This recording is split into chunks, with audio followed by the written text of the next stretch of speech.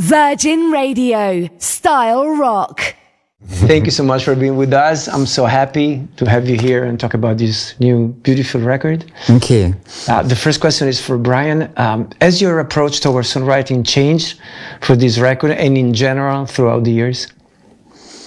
I think particularly with this record, I was a little bit worried about going back to our classic tried and tested ways of songwriting, which kind of involved spending 3 months in a rehearsal room, jamming, a lot of kind of not making decisions and just kind of seeing what happened, and a bit more kind of laissez-faire, but, sort of writing something a bit like a band in a room,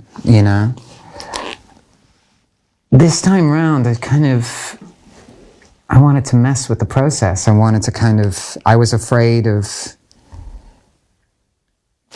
I needed something new, a new challenge. I was afraid of not being able to engage with the old process because we'd done it so much before.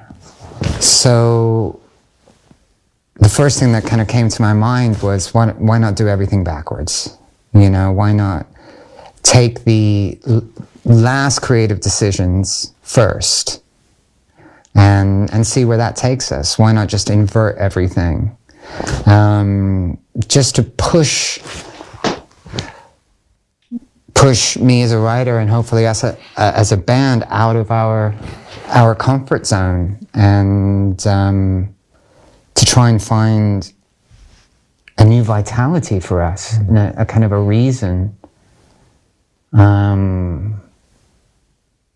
for continuing to do what we do, and that is to feel, I suppose, like you are progressing, like you're improving, like you're evolving. And for me, the process is often more enjoyable than the result.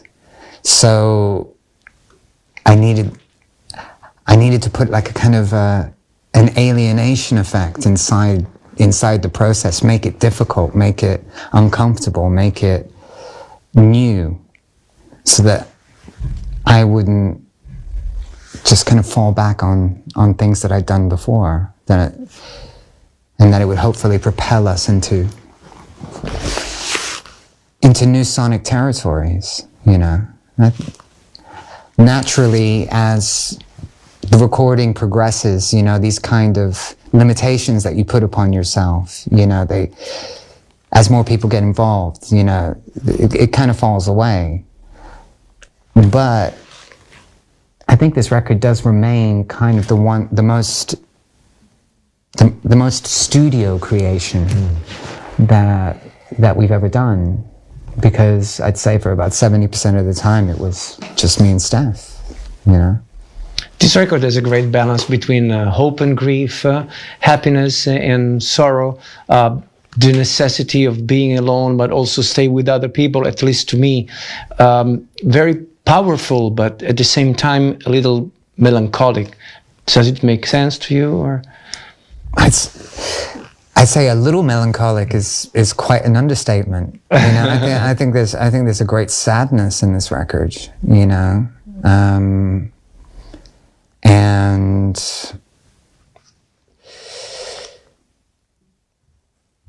there's anger as well, but they're much more connected than, these emotions are much more connected than we think on the surface. Often sadness is anger turned inward, towards yourself. So what's important for me is that each song is told from a human perspective, from the emotional perspective. Otherwise,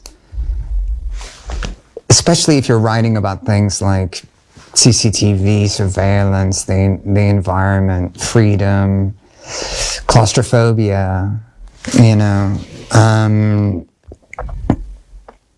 it runs the risk of becoming polemical or a diatribe, you know, and nobody really wants to, I don't think wants to listen to music, you know, to be educated, you know, they want to engage and, you know, and have an emotional experience.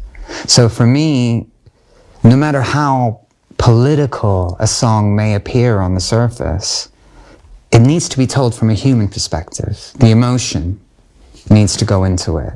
And because it's told from the point of view of a character, like almost like a character in a book or something, you know, you have a freedom with reality. You know, you can create different realities in order to communicate that emotion. But as long as there's a human perspective there, as long as it feels like it's coming from a human place. I always thought that Placebo was not just a band. I mean, not just a music. It's just it's also a band who try to, through music, motivate people, to push them to be free, to allow to express themselves, which is something more than music. Do you agree? I would describe those as being side effects, you know, because we never set out to do that. That wasn't our modus operandi at the beginning, you know, let's form a band and try and change people's lives. No. Let's form a band and try and change ours, you know. Let's write music that feels vital to us about what we feel absolutely necessary to express. Now, I guess the kind of, the repression that we felt as we were kind of growing up, because it was ours, was very, very personal. And then when we met again, we realized that we had that feeling of being an outsider in common, you know, and so there was two of us. But we didn't expect that there were hundreds of thousands of other people who had grown up feeling like outsiders as we had, you know. There wasn't a strategy. It was about being given the opportunity to express yourself truthfully. It was about a necessity, a kind of a do or die. If somebody's going to give you a stage, are you going to be your authentic self? Or are you going to be something else that you think people are looking for? I think it was impossible for us to not be our authentic selves at that point. You know, we needed to express ourselves that way.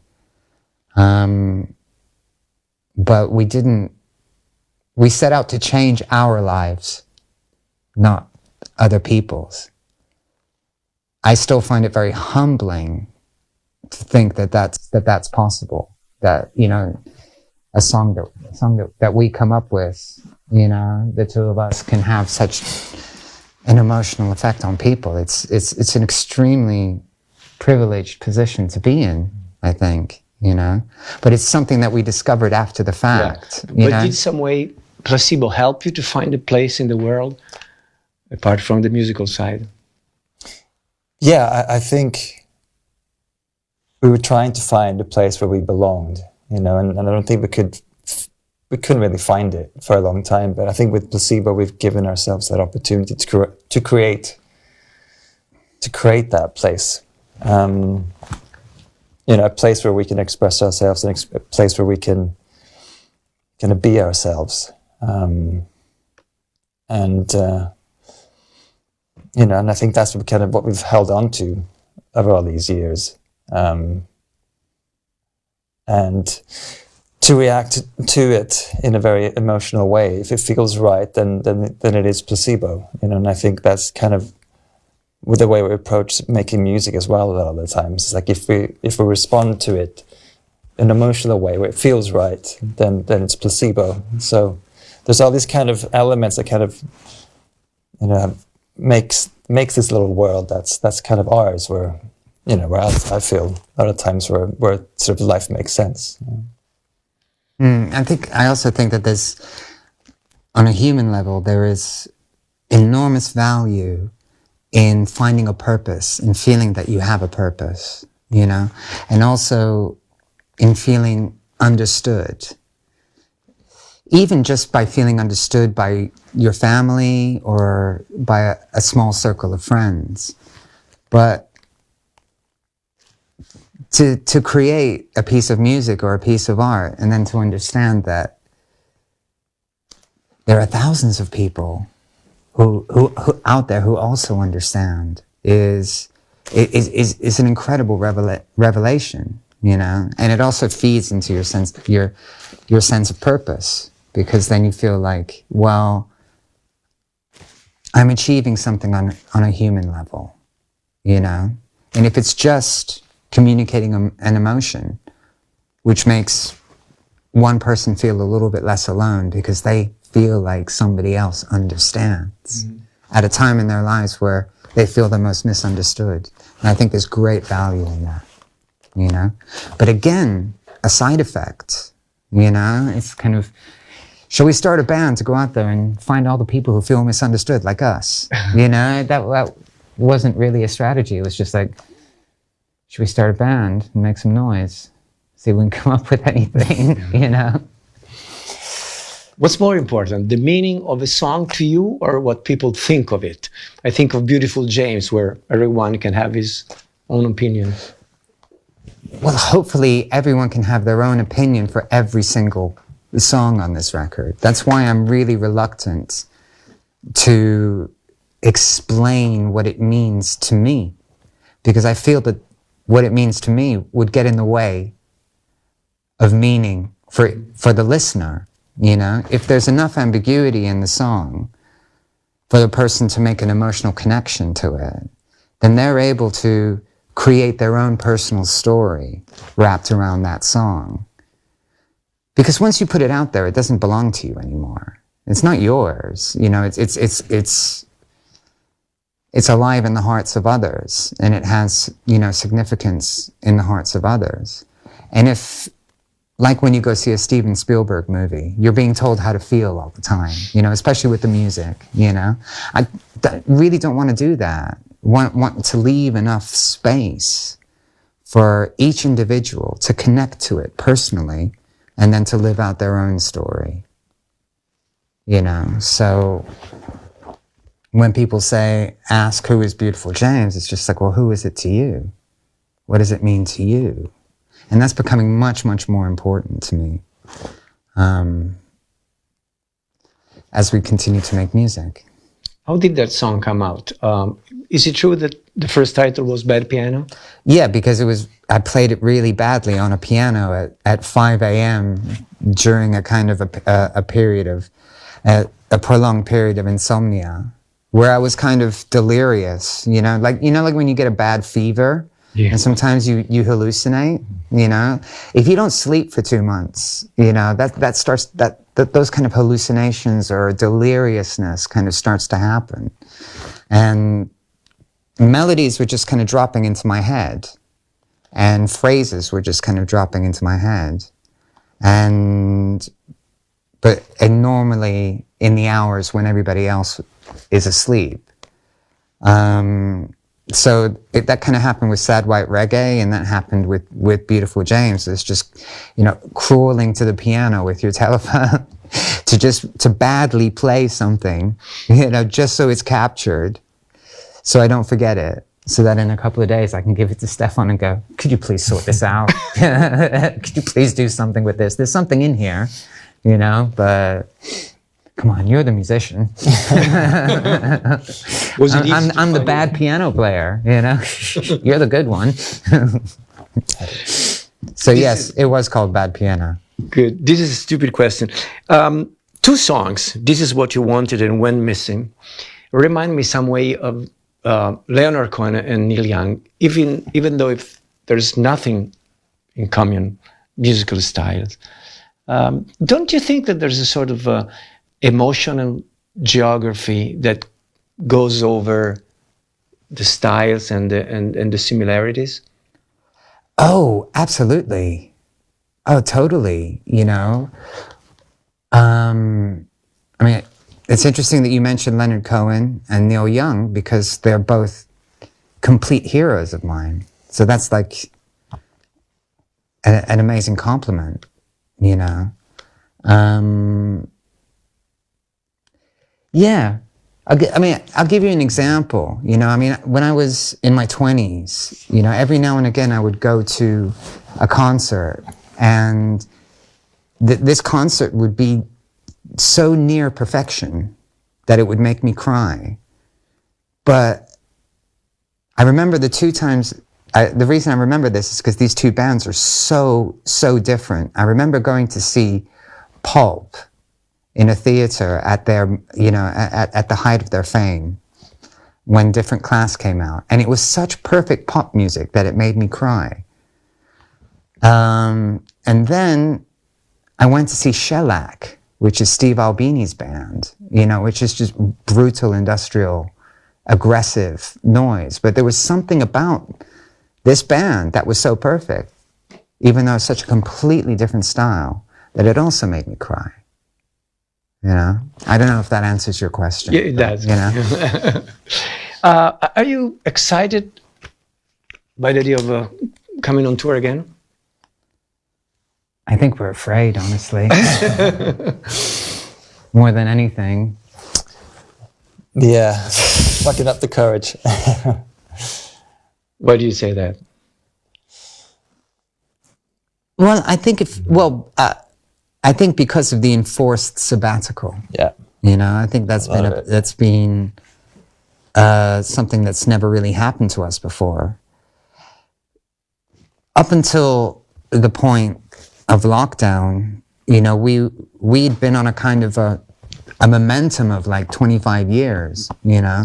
So we'd kind of gotten used to doing so many things, like they were kind of second nature, you know? And then when lockdown happened, and then we had to take a 2-year kind of enforced sabbatical, we lost our momentum. We fell off the treadmill that we'd been on for 25 years. And then we had all of this time to catastrophize, disasterbate, think and overthink about everything that being in a band meant. And we'd never really kind of had that opportunity before. No. And this might be an example of where thinking a little bit too much thinking is not good for your health, you know, kind of thing. So we maybe have had too much time to think about, you know, what being in a band is, because we have a lot of experience from that, and how it affects us emotionally and, you know, just, you know, as human beings. And we probably had a little bit too much time to consider all of these things. Yeah, I think the sort of the balance had been thrown out of whack. Before, we were trying to slot our personal lives into the Placebo schedule, and all of a sudden, you know, we get kind of a personal life back. And now to try to put Placebo back into that is the first time since the band started, really. So it's you know, it's an odd time in history, and an odd time, I think, for musicians like us who have a tendency to overthink. You know, so perhaps that's where a certain shyness comes, or a certain apprehension, trepidation. You know, a little bit of fear. What's our biggest fear? Well, I mean, what we do is very strange.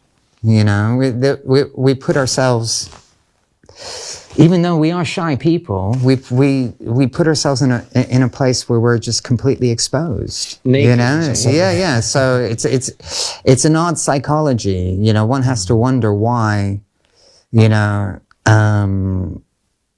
why we feel it necessary to seek such validation from so many people in such an odd, contrived context, you know? And we've had too much time to think about that as well. You know, I think that you can think yourself into any kind of fear if you have too much time, too many possibilities, too many, you know? If you just do something and you just keep doing it, then you don't really have time to sort of pause. Yeah, action is the enemy of thought. Yeah. So we have to think less. We have to think Yeah. less. Definitely, yeah. Italian people love you. You have so many fans, so many fan clubs. What's Italy to you? Do you have a particular feeling towards Italian people? I have Italian blood, so my grandmother was from Bologna, so maybe that has something to do with it. What about you? I don't know. I think I'm drawn to, coming from the north of Europe, I think I'm kind of drawn south, where Italy is.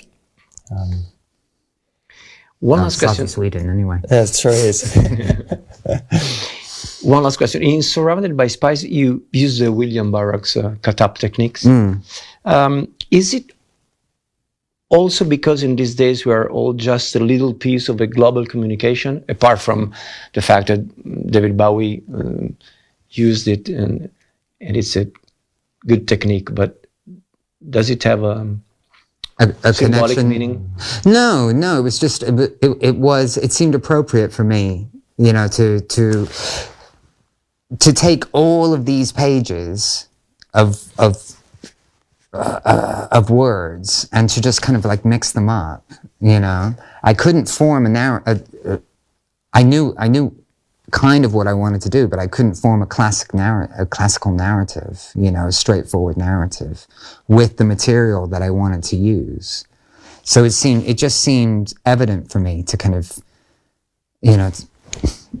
to William Burroughs it, to David Bowie it, to Jackson Pollock it, to John Cage it, to take it, throw it up in the air, see where it lands, and then get a new perspective that way, But there was something about, I think, the mood of the track, which also kind of pushed me in that direction. But, I had pages and pages of lines, and some of them were, but it was never going to make a story, so I had to find another way. Is there anything that you would like to wish to Italian people? Live long and prosper. Thank you so much. Thank you. Thanks. Virgin Radio, Style Rock.